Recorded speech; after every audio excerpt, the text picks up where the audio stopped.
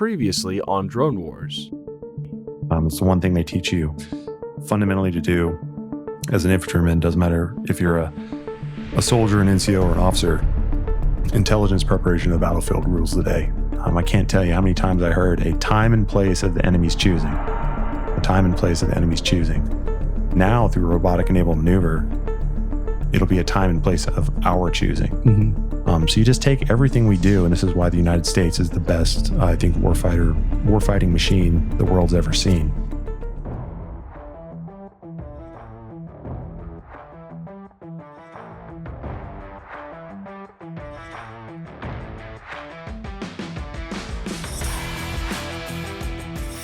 This is Lieutenant Colonel Michael Brabner, and you are watching the Drone Wars podcast.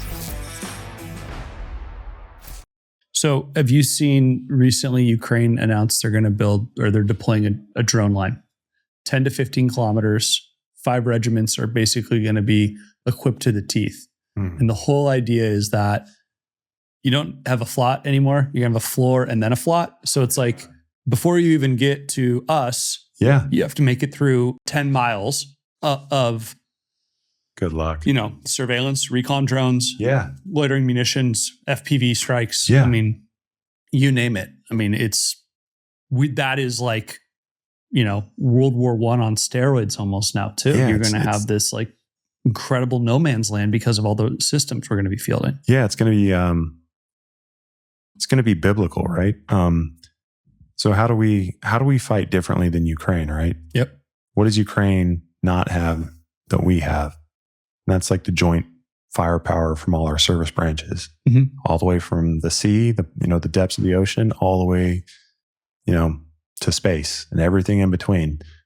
It's going to be really cool when you see, just talking for joint SWAs, that tactical architecture, that piece, that puzzle piece, the air ground littorals, whatever the stack is, what's the AGL that we operate in, that little piece within all that, fixed wing, rotary wing, EW from the Marine Corps, air power from the Air Force, Space Force, cannon, rocket artillery, precision, launched effects, the intelligence apparatus that we're feeding with all these systems, right? Because every soldier is a sensor. Every soldier with a hyper-enabled robotic and autonomous system sensor is now 10 times more effective. So what's kind of cool when you look at the joint SWAS CDD strategy, just for the Army alone, like when we field all these systems in mass, not onesies, twosies, sprinkling across, small formations, in mass, the Army will have the largest Air Force per capita in the world. Incredible. And it goes to what you were saying about Ukraine, right? Do we get rid of the flot? Do we just have a floss? I saw on Telegram yesterday, there was a Russian soldier. He's like, I've been fighting here for 2 years. 2 years. Yeah. And he hasn't Incredible. seen a Ukrainian soldier. It's all been drones. That is super scary. Scary. That is like the clip everyone needs to hear, right? Yeah, you heard it. So you knew exactly what I was talking about when I said it. It was unbelievable. Yeah. I mean, for me, that really resonated. And one, it also reassured me. It's like, hey, we're not out there there's chopping wood for the sake of chopping wood. Like, we're chopping the right wood. And like the fuel we're getting ready to put in the fire pit is going to create a California wildfire, like bonfire, cultural change. And like we're right on the cusp of it happening, being embraced, being nurtured, being grown into an actual capability, making the training investments in our soldiers so that it's simple, it's intuitive, right? Yeah.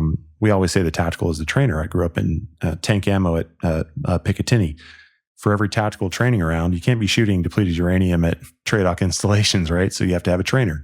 So they have the phrase, the tactical must be the trainer. We put it in our documents. The tactical must be the trainer. So minus the aircraft, I should be able to take my hand ground control station, open up a micro synthetic training environment, and fly either mission profiles or full mission profiles with that controller, the hand ground control station, so that I'm developing proficiency, right? So case in point, the 75th Ranger Regiment just completed their first Ranger Lethality course. It's their new first-person view or purpose-built attritable system course to help re-baseline the Army in terms of training. Ranger lead the way, right? They're going to transfer that that POI, that training POI to the Maneuver Center of Excellence, Small UAS Master Trainer course. So as part of their Abrams charter to make the Army better, that's where this relationship and working with subject matter experts, like, hey, you're out there doing it in the field, man. I'm not. I'm a staff officer. Like, I will do the staff work. Just tell me what you're doing, right? Me and my team, like, put it all on the pages of this document. We go get this document validated. That's the seed, like, that we've planted and we're cultivating. And eventually it's going to be like a Nebraska cornfield, right? It's going to be huge. And then we're going to develop so many good operators in the Army, and commanders are going to see, if we make these investments, there's so much more we can do. And then at a time and place of our choosing, then we dial it up, right? So what we don't want to do is get bogged down in a 2025, a 2026 World War I trench warfare like we're watching right now, right? So every day, yeah, you have tens of thousands of drones, but are you winning the day? At the end of the day, you got to win, right? If you don't, nobody will remember your name. So that's where we're taking the lessons learned, right? We have the luxury right now that we are not in the fight. Like everybody watched us during the GWAT in the fight. What are they doing with IEDs, non-state actors, near peer threats, peer threats? We're watching how we fought. Like, the microscope was on us. Yep. Now you take some of the best tacticians in the world in our armed forces, and now we're watching, right? Yep. And we're taking copious notes, and we're learning, and we're going into working groups, and we're really like chopping the wood, trying to figure out what the best solution is. Like, what does it need? What needs to be in the requirement to close the gap? It's going to be a suitable, effectual, survivable system, so that when the balloon goes up and we do go to the two-way petting zoo, we come in like armed to the teeth, ready to go. Guns blazing. Yeah. For sure. I like it. Drone Wars is recorded from Firestorm's global headquarters in San Diego, California. Each episode is filmed inside our X-Cell, a modular industrial-grade manufacturing facility designed to be deployed anywhere in the world within 24 hours for on-demand drone production. Each week on the podcast, we bring you cutting-edge insights from unmanned industry leaders. Listen as they share the breakthroughs and technologies they're working on, the hard lessons they've learned, and the bold predictions about what the next 5 to 10 years in unmanned systems and advanced manufacturing have in store for us. Enjoying the show so far? Then be sure to like and subscribe so you never miss an episode. Now back to the show. Is there anything you want me to talk about? Any other questions you want to answer? Or Yeah. The National Drone Association. Yeah, let's talk about the National Drone Association. Is a brand new thing, right? Sure. So they named me one of the senior military advisors. I think they're in the process of bringing on Colonel Nick Ryan right now. He's at Army Capability Manager UAS, so Aviation Center of Excellence, Fort Novasil. So he does requirements for Group 3, 4, 5. I do requirements for Group 1, 2. We're just the Office of Coordinating Responsibility, which means we fall under them. Because Army Aviation has teamed so well with the Maneuver Center of Excellence, like, we are working so symbiotic right now. And it's really starting to bring in more people, right? This is a coalition of the willing, right? Are you an American or are you an American? Yeah. So now we have like the Cyber Center of Excellence coming on board. We have Intelligence Center of Excellence coming on board, Maneuver Sustainment, Maneuver Support. They're all starting to look to robotics as a much more sound and fiscally responsible way to fight wars and then preserve combat power, that being our soldiers, right? Our warfighters. People. Have them use robotic and autonomous systems to solve those very hard, complex problems, and then don't pay for it in blood, sweat, and tears. That's why, hey, we say these systems should be entirely 100% expendable. Yep. Like, it's no different than a Javelin. It's no different than a 2 Bravo. It's no different than a tank round. So with the National Drone Association coming on, looking to be an advocate to help change the culture, right? It's a coalition of the willing. We're working towards a end of June, early July, international military Crucible competition that's bringing in foreign military teams. I think we have a team from the United States Marine Corps right now. The Army, we're putting together a team. And we're going into it with the intent of it being a competition, but we're going there more for like the camaraderie and the learning, and then also giving industry a pathway to come in and show us what they're innovating with, kind of like Best Ranger competition, challenge the teams, the warfighters, to go out and solve complex tactical problems in a competitive environment where we learn together. Yeah. And then it should ebb and flow. And like, as we change this culture, we'll start learning and we'll become better practitioners because we are a coalition of the willing. We're inclusive. We're not exclusive. So all that work at the tactical level should do what? It should feed policy changes. Like, hey, drones are lethal. Like, there's policy, there's law, there's regulation with regard to that right now. But if we don't change, if we don't acknowledge the change that is happening around the world, if we wait to do that, it's too late. It's too late. Yeah. So I'm really excited with what the National Drone Association is going to turn into, and what it is going to do to help us shape things for the warfighter. So I think it's going to be an interesting summer. Yeah. The Army's bringing I don't want to say they're bringing a stack team. They're bringing a stack team. Okay.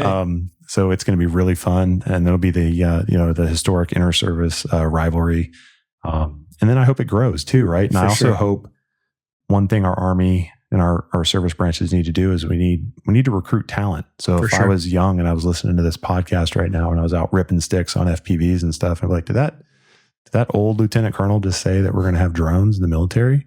Like, I want to do that. If I was to join today, like my 11-year-old son, video game phenom, right? Yep. He can already pick up drones. He can already fly them. If he is ever interested in going into the Army, I don't want him fighting the way we have for the last 200 years as an infantryman or a ranger, or part of a special missions unit, or a Green Beret, the way that we've done it historically. I want him to come in like armed to the teeth with the most technologically lethal capability that he has. So when he does deploy, like it's like Mike Tyson boxing like a kindergartner, right? Yeah. Not beats the shit out of him. Just for sure. Just go in and win, man. Yeah. That's what we're about. Like, America loves the winners, can't tolerate a loser. That's true. Yeah. Well, hopefully you guys get like a home and away, and then maybe some international sites too. Yeah. Be a 16-week season in no time, right? Yeah. Yeah. It's going to be cool. It's going to be cool to see how that evolves. Yeah. Yeah. No, and I do think that bringing this type of technology to the forefront and letting younger people know it exists, I do actually think it will help with recruitment in a big way.